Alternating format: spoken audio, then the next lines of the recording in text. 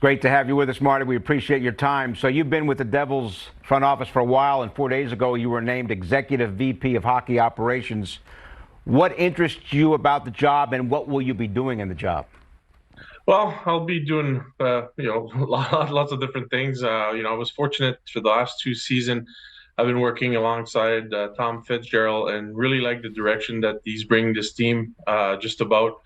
And, we had the opportunity. I was on the business side with the Devils for the last few years. And when I got a chance to get back in hockey, I did that with the St. Louis Blues for 3.5 years and really liked it. I just want to take a little step back with my younger one at home to kind of enjoy it a little bit after my retirement.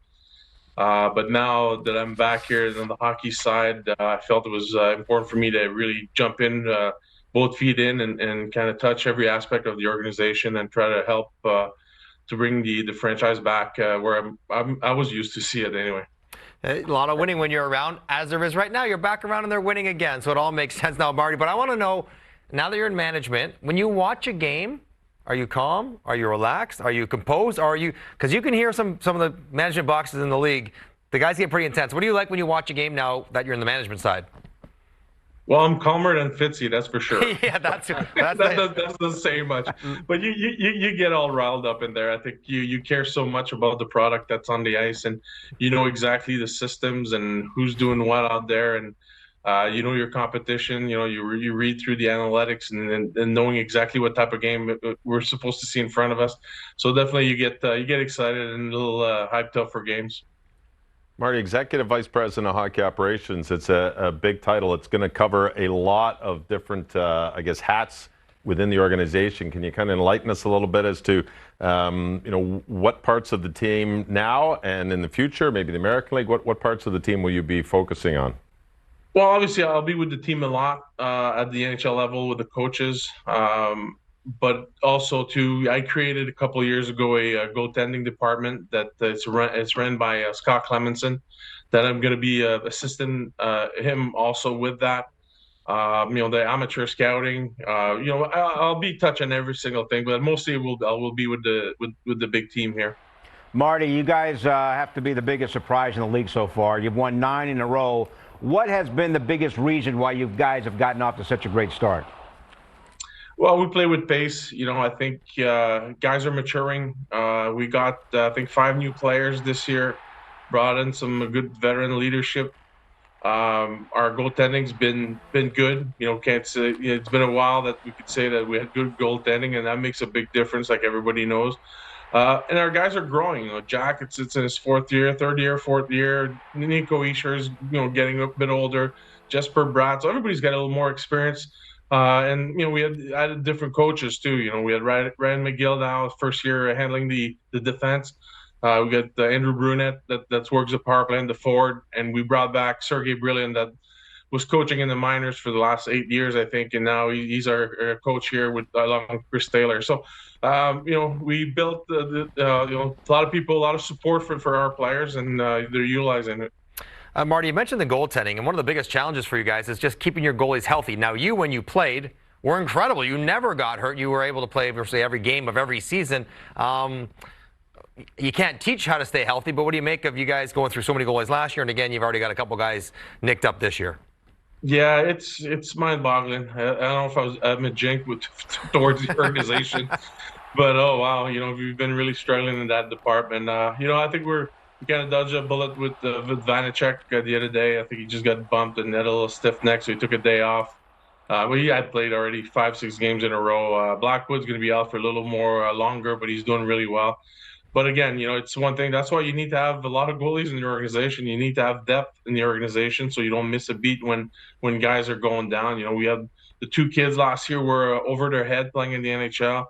They grew up a year, and now Schmid came in, played really well in overtime against Ottawa the other night, and got his first or second win actually against the Coyotes on Saturday, and played really well. So these are things that with the goalie department we're trying to do as much as we can. We kind of struck out on Corey Crawford 2 years ago. Last year we had Jonathan Bernier, and after 3 games he had to shut him down to get a hip surgery. So it's been nice this year so far with the quality of goaltending we've got. Marty, I'm going to flip it around. It's Hall of Fame weekend. You're in the Hall of Fame. How does this weekend affect you personally and some of the memories it brings back?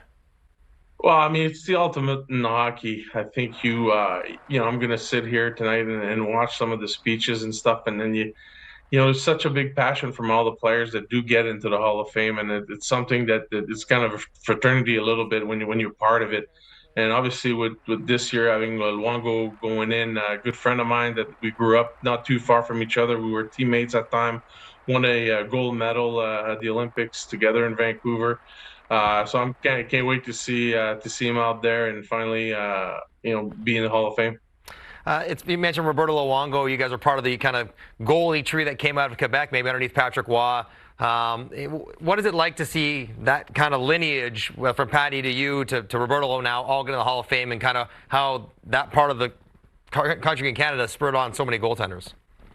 Yeah, I've talked a lot about it in some of the French station throughout the last couple of weeks, and the problem is like beside us, there's not much coming up. There's a lot of Euros, a lot of Russians that are out there that are really dominated the game at that position, and we just hope that some of the French Canadians will get back.